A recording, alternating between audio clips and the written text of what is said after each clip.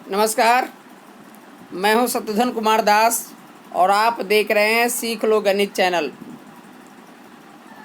देखिए, आज प्रकाश के अपवर्तन पाठ का अति लघुत्तरीय प्रश्न जो पार्ट 2 है क्लास 10th का, वह लेकर आया हूं, जिसमें लगभग 34 प्रश्न होगा। तेज़ी से इस प्रश्नों का हल करेंगे, आंसर बताएंगे, क्वेश्चन पढ़ेंगे और इसका आंसर बताएंगे और फिर उसकी थोड़ी बहुत व्याख्या भी हम करेंगे। तो चलिए तेज़ी से पहला क्वेश्चन। जब प्रकाश एक माध्यम से दूसरे माध्यम में प्रवेश करता है तब प्रकाश के दिशा में परिवर्तन को क्या कहते हैं? यही है पहला क्वेश्चन। क्या लिखा हुआ है? जब प्रकाश एक माध्यम से दूसरे माध्यम में प्रवेश करती है तो उसके दिशा में परिवर्तन होता है, तो उसको क्या कहते हैं? तो जान लीजिए, इसे प्रकाश का अपवर्तन कहते हैं। क्या कहते हैं? प्रकाश का अपवर्तन। प्रकाश का अपवर्तन, ठीक है। जब प्रकाश एक पारदर्शी माध्यम से दूसरे पारदर्शी माध्यम में प्रवेश करती है तो उसके दिशा में जो भी परिवर्तन आता है वह प्रकाश का अपवर्तन कहलाता है। तो यह क्लियर हो गया।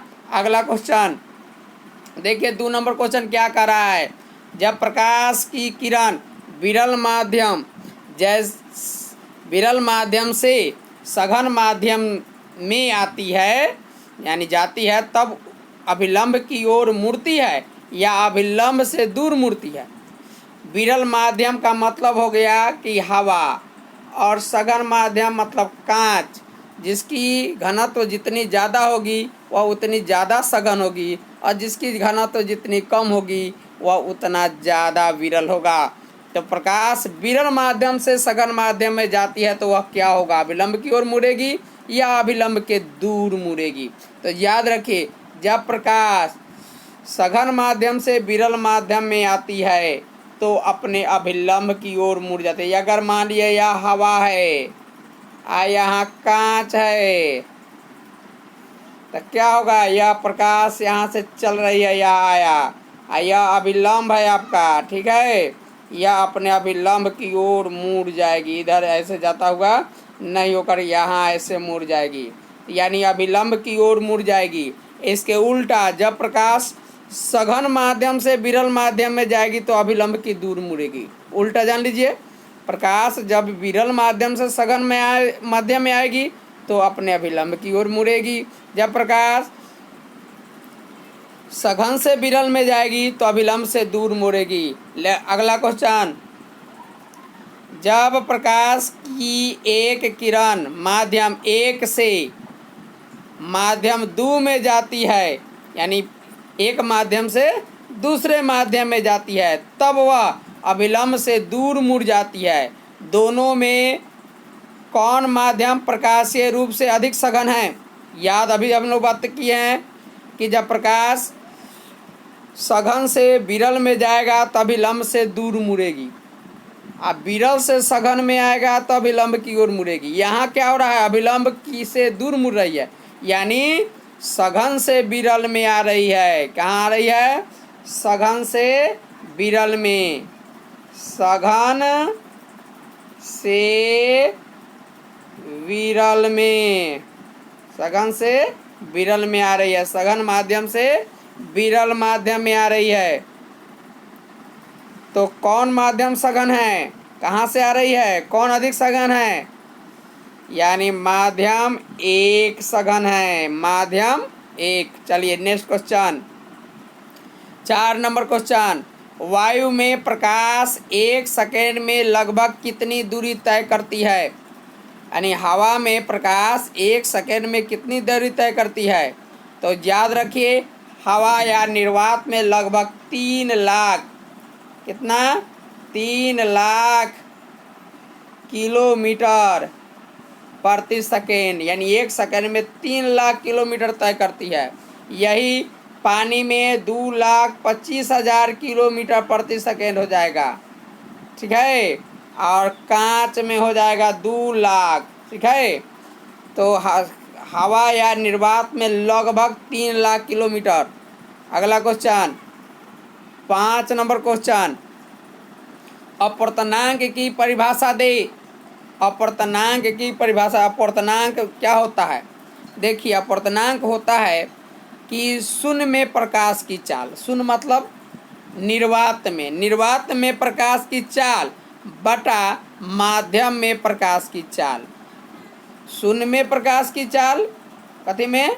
शून्य में प्रकाश की चाल, शून्य में प्रकाश की चाल बटा माध्यम में प्रकाश की चाल, माध्यम में प्रकाश की चाल। ठीक है, शून्य में प्रकाश की चाल बटा माध्यम में प्रकाश की चाल को कहा जाता है अपूर्णांक। तो आप परिभाषा कैसे देंगे? शून्य में प्रकाश की चाल और माध्यम में प्रकाश की चाल के अनुपात को अपूर्णांक कहते हैं। नेक्स्ट क्वेश्चन, 6 नंबर क्वेश्चन, किस माध्यम का अपूर्णांक अधिक होता है? सघन माध्यम का या विरल माध्यम का? देखिए, याद रखिए, जितना ज़्यादा कोई सघन है उतना ही ज़्यादा अपूर्णांक होगा, क्योंकि दिशा में परिवर्तन प्रकाश का उतना ही वह ज़्यादा करेगा। तो जितना सघन है उसका उतना अपूर्णांक ज़्यादा, और जितना कम सघन रहेगा उसका उतना ही कम अपूर्णांक होगा। तो ऑप्शन संकेत में भी आपका दिया है कि सघन माध्यम, आपके किताब में दिया होगा सघन माध्यम का अपूर्णांक जो होता है वह ज़्यादा होता है और विरल माध्यम का अपूर्णांक कम होता है। अगला क्वेश्चन दिया हुआ है 7 नंबर क्वेश्चन, पानी का अपूर्णांक 1.33 है, इस कथन का क्या तात्पर्य है? पानी का अपूर्णांक 1.33 है, दिख रहा है ना? पानी का अपूर्णांक 1.33 है, इस कथन का क्या तात्पर्य है? तो देख लीजिए, अभी हम लोग अपूर्णांक की परिभाषा में किए हैं कि शून्य में प्रकाश की चाल बटे माध्यम में प्रकाश की चाल को अपूर्णांक कहते हैं। तो 1.33 कैसे आया? शून्य में प्रकाश की चाल, इसका तात्पर्य हुआ कि शून्य में प्रकाश की चाल बटा पानी में प्रकाश के, पानी है माध्यम है तो पानी में प्रकाश की चाल, सुन के लिख लीजिएगा, साफ नहीं दिख रहा होगा तो, के अनुपात जो होता है वह 1.33 होता है, 1.33। पानी का अपूर्णांक का तात्पर्य क्या हुआ कि शून्य में प्रकाश की चाल और पानी में प्रकाश की चाल का अनुपात 1.33 होता है। नेक्स्ट क्वेश्चन, पार्श्विक विस्थापन से आप क्या समझते हैं? देखिए, जब प्रकाश किसी आयताकार सिल्ली में जाए या कांच में जाए तो जो प्रकाश आती है और जो निकलती है उसके बीच जो लंबिक दूरी होती है उसी को कहा जाता है प्रकाश का पार्श्विक विस्थापन। यानी शॉर्ट में आपको इसको लिखना चाहे तो निर्गत किरण और आपतित किरण और निर्गत किरण के बीच की लंबिक दूरी को पार्श्विक विस्थापन कहते हैं। तो जान गए। अगला क्वेश्चन 9 नंबर, दिए गए चित्रों को ध्यान से देखो और प्रश्नों का उत्तर। देखिए, यहाँ चित्र देख रहे हैं, इसका जो है इस PDF का ही खत्म हो रहा है ना, अगला में देखना पड़ेगा क्वेश्चन क्या कर रहा है। तो ध्यान से पहले इस चित्र को देख लीजिए, अब फिर क्वेश्चन में हम आते हैं। चलिए, क्वेश्चन में आ गए। चलिए, क्वेश्चन को नीचे करते हैं, क्या कह रहा है, फिर हम उस क्वेश्चन में जाएंगे। कह रहा है 1, 2, 3 में कौन निर्गत किरण नहीं है? चलिए फिर से चित्र में आइए। देखिए, यहाँ चित्र में 1, 2, 3 में कौन निर्गत नहीं है? देखिए, यहाँ चित्र 1 में देखिए, यहाँ से प्रकाश जा रही है, देख रहे हैं। और कहाँ से जा रही है? कांच से जा रही है। कहाँ जा रही है? पानी में जा रही है। यानी सघन माध्यम से विरल माध्यम में जा रही है, यानी अपने अभिलंब की ओर मुड़ेगी या दूर मुड़ेगी? अपने अभिलंब से दूर जाएगी, क्योंकि प्रकाश सघन से विरल में जा रही है अपने प्रकाश, तो अपने अभिलंब जो ये अभिलंब है उससे दूर मुड़ेगी। यह तो उसके उसके ओर मुड़ गई, वह भी उसी की ओर मुड़ गई, तो यही ना दो ओर मुड़ रही है, तो यही 3 नंबर निर्गत किरण होगा। आंसर हो गया 3। हो गया, तो इसका आंसर हो गया 3। अगला क्वेश्चन, चलिए अगला क्वेश्चन इसमें देख लेते हैं चित्र में। चलिए क्वेश्चन आपको हम दिखा रहे हैं। चलिए क्वेश्चन आ जाइए। हाँ 2 नंबर क्वेश्चन देखिए, यहाँ 2 नंबर, यह क्वेश्चन 2 नंबर का है। आई का मान, ख चित्र ख में आई का मान कितना होगा? ख में आई का मान कितना होगा? देखिए ख में आई का मान क्या होगा। ख चित्र देखिए, यहाँ ख में आई का चित्र देखिए, आई का मान क्या होगा? देखिए यहाँ 60 डिग्री है, यह 60 डिग्री है, तो यह भी आई का मान 60 डिग्री, तो यह हो गया आपका 60 डिग्री। आई का मान हो गया 60 डिग्री। चलिए अगला क्वेश्चन, चलिए तीसरा नंबर क्वेश्चन आपको दिखा रहे हैं कैसे। आइए देखिए, चलिए क्वेश्चन है कि सिल्ली में से होकर गुजरने वाले किरण का पथ बताइए ग में। चलिए पथ बताते हैं किरण का। देखिए चलिए चित्र देखिए यहाँ। हाँ यह देखिए, यहाँ जो है आपका लंबवत पड़ रहा है, लंबवत लंबवत देख रहे हैं ना, लंबवत। तो ये देखिए दोनों, दो तो जानिए गए आप कि जब प्रकाश विरल माध्यम से सघन माध्यम में आती है तो अपने अभिलंब की ओर मुड़ती है। जब सघन माध्यम से विरल माध्यम में आती है तो अभिलंब से दूर मुड़ती है। और जब प्रकाश लंबवत पड़ती है तो बिना विचलन हुए सीधी पथ पर आगे निकल जाती है, बिना एकदम सीधी पथ पर निकल जाएगी, तो हो गया सीधी पथ। चलिए अगला क्वेश्चन हम लोग देखेंगे। चलिए अब आइए, क्या नंबर क्वेश्चन? 9 नंबर हो गए। अब 10 नंबर, लेंस कितने प्रकार के होते हैं? लेंस कितने प्रकार के होते हैं? तो लेंस जान गए, लेंस 2 प्रकार के होते हैं। लेंस कितने प्रकार के हो गए? 2 प्रकार के। कौन कौन? उत्तल लेंस, एक होता है अवतल लेंस, ठीक है। और उत्तल लेंस 3 प्रकार के होते हैं, अवतल लेंस 3 प्रकार के होते हैं। तो उतना हमको नहीं पूछ रहा है, सीधे पूछ रहा है कि लेंस कितने प्रकार के होते हैं, तो 2। चलिए अगला क्वेश्चन 11 नंबर, लेंस के मुख्य अक्ष की परिभाषा दे। तो देखिए लेंस, किसी भी लेंस के बीचों बीच जो काल्पनिक रेखा खींची जाती है वह उत्तल हो या अवतल, उस लाइन को कहा जाता है मुख्य अक्ष या प्रधान अक्ष। नेक्स्ट क्वेश्चन, पतला लेंस क्या है? पतला लेंस क्या है? तो पतला लेंस क्या है? तो अवतल दर्पण को पतला लेंस कहा जाता है। अवतल लेंस को, सॉरी, अवतल लेंस को पतला लेंस कहा जाता है, ठीक है। यह पतला हो गया, इसको पतला लेंस कहा जाता है। ये हो गया मोटा है तो मोटा लेंस। नेक्स्ट क्वेश्चन 13 नंबर, प्रत्येक लेंस में कितने मुख्य फोकस होते हैं? लेंस किस मुख्य फोकस को, मुख्य फोकस, हाँ मुख्य फोकस कहा जाता है। मुख्य फोकस को लेंस का फोकस कहा जाता है किसको? दूगो। तो लेंस में जो होता है, कोई भी लेंस हो उसके 2 मुख्य फोकस होते हैं। हो गया, एगो यहाँ यहाँ, जिसका उपयोग हो जाए, जिसका उपयोग होगा वही उसका मुख्य फोकस होता है, ठीक है।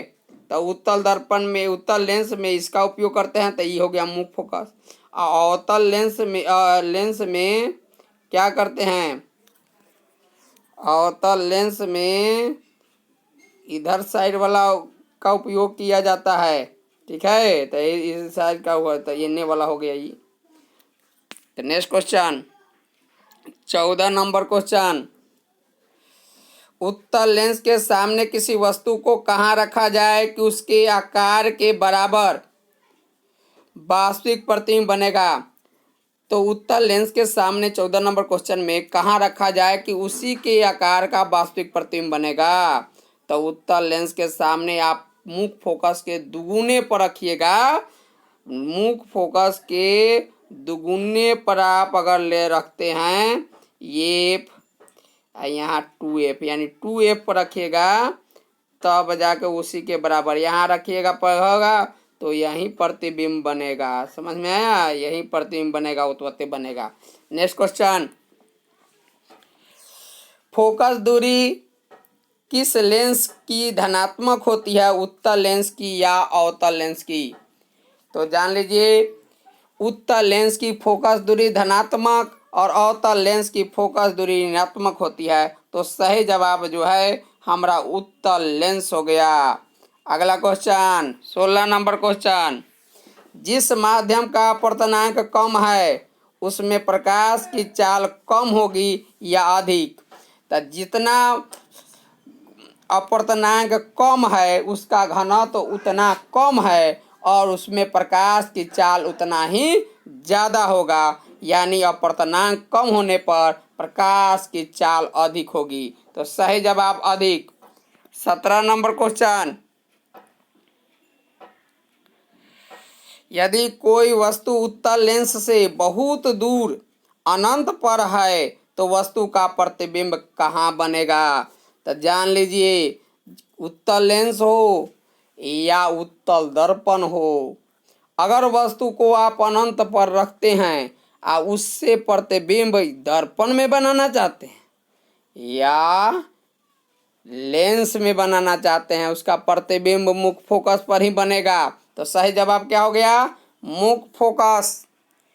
चलिए अगला क्वेश्चन, 18 नंबर, कौन सा लेंस वास्तविक और आभासी दोनों प्रकार का प्रतिबिंब बनाता है? तो लेंस में अगर पूछेगा कि कौन सा लेंस वास्तविक और काल्पनिक यानी आभासी दोनों बनाता है तो वह हो गया उत्तल लेंस। लेकिन दर्पण में जब पूछा जाए कि कौन सा दर्पण वास्तविक और काल्पनिक दोनों तरह के प्रतिबिंब बनाते हैं तो अवतल दर्पण, और लेंस में उत्तल लेंस, दर्पण में अवतल दर्पण और लेंस में उत्तल लेंस। अगला क्वेश्चन, यदि किसी लेंस द्वारा प्राप्त प्रतिबिंब वस्तु के अपेक्षा हमेशा छोटा होता है तो वह कौन सा लेंस है? ध्यान लीजिए कि वह अवतल लेंस जो है वह वस्तु का हमेशा छोटा प्रतिबिंब बनाता है और उत्तल लेंस जो है वह छोटा भी बना सकता है और बड़ा भी बना सकता है, बराबर भी बना सकता है। तीनों तरह के प्रतिबिंब उत्तल लेंस बना सकता है, लेकिन अवतल लेंस हमेशा वस्तु के आकार से छोटा बनाता है। तो यहाँ आंसर क्या होगा? यहाँ आंसर हो जाएगा अवतल लेंस। अगला क्वेश्चन, 20 नंबर क्वेश्चन, उत्तल लेंस द्वारा किसी वस्तु का वर्धित एवं आभासी प्रतिबिंब कब बनता है? जान लीजिए, उत्तल लेंस में जो 6 प्रकार के जो प्रतिबिंब बनते हैं उसमें सभी के सभी वास्तविक प्रतिबिंब बनाते हैं, एकमात्र छोड़ करके जब वस्तु मुख्य फोकस और प्रकाशीय केंद्र के बीच हो। तो आंसर क्या होगा? मुख्य फोकस और प्रकाशीय केंद्र के बीच। उत्तल दर्पण के सामने अगर वस्तु के मुख्य फोकस और प्रकाशीय केंद्र के बीच में अगर वस्तु को रखा जाए तो वहाँ आभासी और आवर्धित प्रतिबिंब बन सकता है। ठीक है, एफ और पी के बीच में रखना होगा। ठीक है, चलिए नेक्स्ट क्वेश्चन, 21 नंबर क्वेश्चन, किसी उत्तल लेंस के सामने एक पिन के कहाँ रखा जाए कि उसका प्रतिबिंब अनंत पर बने? बिंब है ना, पिन या बिंब। चलिए, साफ नहीं दिख रहा है, अपने किताब में देखिए क्या लिखा हुआ है। किसी उत्तल लेंस के सामने एक पिन को या बिंब को कहाँ रखा जाए कि उसका प्रतिबिंब अनंत पर बनेगा? तो जान लीजिए, अगर उत्तल लेंस के सामने अगर वस्तु को अनंत पर रखते हैं तो प्रतिबिंब मुख्य फोकस पर बनेगा, अगर मुख्य फोकस पर रखते हैं तो प्रतिबिंब अनंत पर बनेगा। ठीक है, तो यहाँ अनंत पर प्राप्त करना है तो मुख्य फोकस, यानी सूत्र आंसर हो गया मुख्य फोकस पर। अगला 22 नंबर क्वेश्चन, दैनिक जीवन में यहाँ देखिए, दैनिक जीवन में लेंस के 2 व्यवहारों का उपयोग करें। देखिए, अगर आपका आँख खराब हो जाए तो किसी न किसी प्रकार के लेंस का उपयोग किया जाता है। अगर दूरबीन बनाना हो तो उसमें लेंस का उपयोग किया जाता है। तो दो का उपयोग हो ही गया ना। किसी वस्तु को बड़ा देखना हो, छोटा देखना हो तो लेंस का प्रयोग किया जाता है। कैमरा, देखिए आप फोटो खींचते हैं, जो कैमरा होता है उसमें भी आपका लेंस का प्रयोग होता है। तो बहुत सारा प्रयोग है ना। चलिए, सिनेमा हॉल पर देखिए, यहाँ 22 नंबर क्वेश्चन, सिनेमा हॉल के पर्दे पर दिखने वाले चित्र वास्तविक है या काल्पनिक। देखिए, सिनेमा हॉल पर जो फोटो देखते हैं, चित्र देखते हैं, वह पर्दे पर प्राप्त किया जाता है। और आप यह भी जानते हैं कि पर्दे पर सिर्फ वास्तविक प्रतिबिंब को ही प्राप्त किया जा सकता है ना। तो इसका मतलब हो गया कि सिनेमा हॉल में जो प्रतिबिंब आप देखते हैं वह वास्तविक होगा। तो सही जवाब वास्तविक प्रतिबिंब। 24 नंबर क्वेश्चन देखेंगे, यदि कोई वस्तु किसी उत्तल लेंस के बाईं ओर समझ रहे हैं ना, हाँ बाईं ओर जहाँ वस्तु है उसकी दूनी फोकस दूरी पर रखी है, माने 2f पर रखा है, तो उसका प्रतिबिंब कहाँ बनेगा। बाईं ओर रखा है तो दाईं ओर बनेगा, और 2f पर रखे हैं तो 2f पर बनेगा। जेतवत है तो उतवते बनेगा, वास्तविक बनेगा। समझ में आया। तो 2f पर मुख्य फोकस के दुगुने पर रखिएगा तो मुख्य फोकस के दुगुने पर ही बनेगा। बाईं ओर रख रहे हैं इसलिए दाईं ओर बनेगा, सीधा से उल्टा हो जाएगा और वास्तविक बनेगा। समझ में आया। तो 2f पर ही बनेगा दाईं ओर। अगला क्वेश्चन, एक पतले लेंस की फोकस दूरी -10 सेंटीमीटर है, या उत्तल लेंस है या अवतल लेंस। देख लीजिए, देखिए अभी तो हम लोग पिछले क्वेश्चन में बात किए थे कि उत्तल लेंस की फोकस दूरी धनात्मक और अवतल लेंस की फोकस दूरी ऋणात्मक होती है। यहाँ आप देखिए माइनस दिया हुआ है, यानी यह अवतल हो जाएगा। यही धनात्मक रहता तब उत्तल होता। तो सही जवाब अवतल लेंस। अगला क्वेश्चन 26 नंबर क्वेश्चन, लेंस से किसी वस्तु की दूरी u है, वस्तु की प्रतिबिंब की दूरी v है, फोकस दूरी f है, तो क्या संबंध है। देखिए, लेंस सूत्र आप जानबे करते होंगे कि लेंस सूत्र होता है 1/v माइनस 1/u बराबर 1/f। यही उसका सूत्र है, यही उसका संबंध है। ठीक है। नेक्स्ट क्वेश्चन 27 नंबर क्वेश्चन, किसी लेंस से किसी वस्तु की दूरी u, प्रतिबिंब की दूरी v, समझ गए। तो लेंस का आवर्धन क्या होगा, क्या संबंध होगा। तो जान लीजिए, आवर्धन m बराबर v/u, v/u यही होता है। m बराबर v/u, यही संबंध है। चलिए, यह हो गया 26 27 नंबर। 28 29 दूसरा थी में देखते हैं। चलिए आ गया 28 नंबर क्वेश्चन। चलिए 28 नंबर 34 को प्रश्न है। हाँ, कितना है, 34 प्रश्न है। 34 का हल कर लेंगे, आपका अति लघु ये प्रश्न सॉल्व हो जाएगा। अपने अभी तक इस चैनल को नहीं सब्सक्राइब किया तो सब्सक्राइब कर लीजिए। अब वीडियो के प्रवाह में आप इसको लाइक करना नहीं भूले, लाइक कीजिए। अच्छा लगा हो तो शेयर भी कीजिए, आप कमेंट जरूर कीजिए कैसा लगा है, अच्छा या खराब जो भी लगा हो कमेंट करके बताइए। चलिए 28 नंबर क्वेश्चन, किसी लेंस की फोकस दूरी और उसकी क्षमता में क्या संबंध है। आप जानते हैं कि लेंस की फोकस दूरी क्या होता है, एफ होता है, क्षमता पी होता है। एक दूसरे के व्युत्क्रमानुपाती होता है, यानी एफ बराबर 1/p। अब p बराबर भी आप लिखे तो 1/f होगा, यानी एक दूसरे के व्युत्क्रमानुपाती होता है, व्युत्क्रम होता है। एक दूसरे क्या होता है, व्युत्क्रम। लेकिन f का जो मात्रक होना चाहिए वह मीटर में होना चाहिए। ठीक है। हाँ, चलिए आगे नेक्स्ट क्वेश्चन, लेंस की क्षमता का SI मात्रक क्या है। तो देखिए, लेंस की क्षमता का मात्रक मीटर इनवर्स होता है या डायऑप्टर होता है, या डायऑप्टर, इसे डी से सिद्ध करते हैं। यहाँ लिखा हुआ है मीटर इनवर्स या डायऑप्टर। ठीक है। तो याद रखिए, लेंस की क्षमता का SI मात्रक मीटर इनवर्स या डायऑप्टर होता है, यानी डायऑप्टर ही होता है। चलिए आगे। किसी व्यक्ति के चश्मे में लगे लेंस की क्षमता प्लस 1.5 डायऑप्टर है। लेंस उत्तल है या अवतल? देख लिए ध्यान से, यह बात देखिए। यहाँ क्या दिया हुआ है? प्लस दिया हुआ है, प्लस। यही आपका चिन्ह चिन्ह का तरीका है कि यह उत्तल है कि अवतल। प्लस चिन्ह देख लिए आप। अब जान लीजिए कि अगर प्लस है तो उत्तल लेंस, माइनस है तो अवतल लेंस। यहाँ प्लस है तो क्या होगा? उत्तल लेंस होगा, उत्तल लेंस। लेंस क्या होगा? उत्तल। तो सही जवाब लेंस उत्तल है। 31 नंबर क्वेश्चन। किसी उत्तल लेंस का आधा भाग काले कागज से ढक दिया जाए, यानी आधा भाग ढक दिया जाए, क्या यह लेंस किसी वस्तु का पूरा प्रतिबिंब बनाएगा? याद रखिए, आधा झाके हैं या आधा से ज्यादा झाके हैं। लेंस का प्रत्येक कण लेंस का काम करता है, यह उत्तल लेंस हो या अवतल लेंस हो।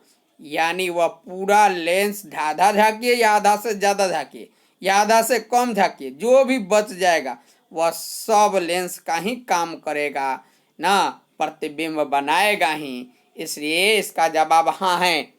चलिए 32 नंबर क्वेश्चन। किसी लेंस की क्षमता 1 डायऑप्टर है, इसे परिभाषित करें। 1 डायऑप्टर का मतलब जान गए? 1 डायऑप्टर का मतलब हुआ कि एक डायऑप्टर का मतलब हुआ कि वस्तु की दूरी प्रतिबिंब की दूरी के बराबर। समझ में आया? वस्तु की दूरी प्रतिबिंब की दूरी के बराबर हुआ। यानी 1 डायऑप्टर उस लेंस की क्षमता है जिसकी फोकस दूरी 1 मीटर है। समझ में आया? 1 मीटर रहेगा तो 1 में 1 से भाग देते 1 ही आएगा। ठीक है, तो P और F दोनों बराबर हो जाएंगे। इसलिए एक डायऑप्टर उस लेंस की क्षमता है, एक डायऑप्टर उस लेंस की क्षमता है जिसकी फोकस दूरी क्या है? 1 मीटर है। 1 मीटर फोकस दूरी वाले को एक डायऑप्टर होता है। चलिए आगे है 33 नंबर क्वेश्चन कि 2 मीटर फोकस दूरी वाले एक अवतल लेंस की क्षमता कितनी होगी? अवतल लेंस की क्षमता, तो अवतल लेंस की फोकस दूरी माइनस में होगा। अभी हम लोग तो कुछ देर पहले बात किए हैं कि उत्तल लेंस की फोकस दूरी धनात्मक, अवतल लेंस की फोकस दूरी ऋणात्मक। तो डायऑप्टर क्या होता है? माने लेंस की क्षमता होता है 1/f। तो ये तो हो गया 1/-2 मीटर। भाग देंगे तो भाग दिए 0-0.5 डायऑप्टर, ये ना होगा। तो यही होगा -5 डायऑप्टर। अगला क्वेश्चन, लेंस प्रतिबिंब कैसे बनाता है? जान लीजिए, लेंस प्रतिबिंब कैसे बनाता है? तो लेंस प्रतिबिंब बनाता है अपने अपवर्तन के कारण। लेंस पर जो प्रकाश पड़ती है, प्रकाश के दिशा में जो परिवर्तन होता है, उससे जो कटान बनती है, उसी से प्रतिबिंब बनता है। तो शॉर्ट आंसर यही हुआ कि लेंस प्रतिबिंब कैसे बनाता है? तो वह हो गया प्रकाश के अपवर्तन के द्वारा। किसके द्वारा? प्रकाश के अपवर्तन के द्वारा। दर्पण कैसे प्रतिबिंब बनाता है? प्रकाश के परावर्तन के द्वारा। तो लेंस कैसे प्रतिबिंब बनाया? प्रकाश के अपवर्तन के कारण। तो इस तरह से 34 क्वेश्चन हो गया। ठीक है, आपको अच्छा लगा हो जरूर कमेंट कीजिए। नहीं सब्सक्राइब किए हैं सब्सक्राइब कर ले, और हमसे इस चैनल से जुड़ जाइए। और कुछ कहना हो तो कमेंट में लिख कर बताइए कि कहाँ अच्छा लगा, कहाँ गड़बड़ हो गई। चलिए, मोबाइल से बना हुआ है इसलिए कुछ लिखने में, कुछ बोलने में आवाज़ का बहुत सारा प्रॉब्लम आता है, इसलिए इसको नज़रअंदाज करते हुए ध्यान पढ़ाई पर दीजिए। धन्यवाद। अगले क्वेश्चन, अगले वीडियो में मिलते हैं। तब तक के लिए नमस्कार।